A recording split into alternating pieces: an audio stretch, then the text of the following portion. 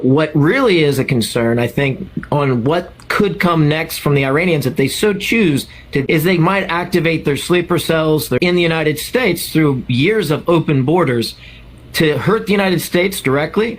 With the way that our border was down for 4 years, there could be cells here that could be activated by Iran or proxies and groups that are loyal to Iran. I think that is highly likely.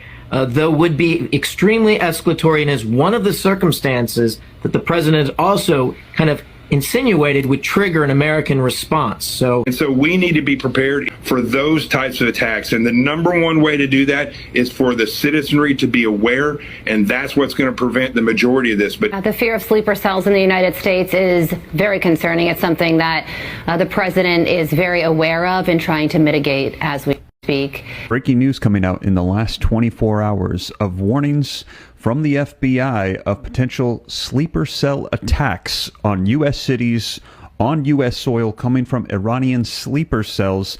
This, as we've seen a new fifth wave of attacks taking place in the Middle East from Iran against Israel, as we're hearing the war is escalating, and also the warnings that things are just going to be increasing from here.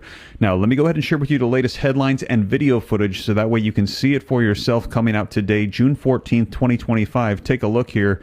Could the U.S. be targeted as Iran retaliates against Israel? This article coming out in the last 24 hours, and the answer they're saying is yes, and to watch out for sleeper cells, which are Iranian groups that have come to the United States with the open border policies over the Biden administration that are already here, ready to activate attacks on U.S. soil. Here's another one. MAGA warns of jihad sleeper cells in the U.S. after Israeli strikes in Iran take place.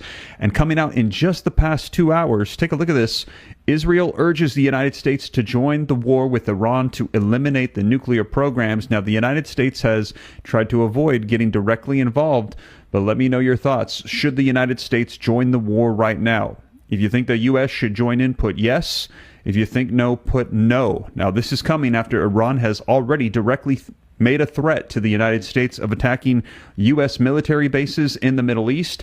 And now you're going to be seeing the footage of them warning directly of attacks here on U.S. soil. Now, I'm going to read for you as well the list that I had from the FBI that came out back in 2023, the list of all the cities. So stick around. I'm going to share with you that. I'm also going to go through the articles as the new warnings are coming out yet again.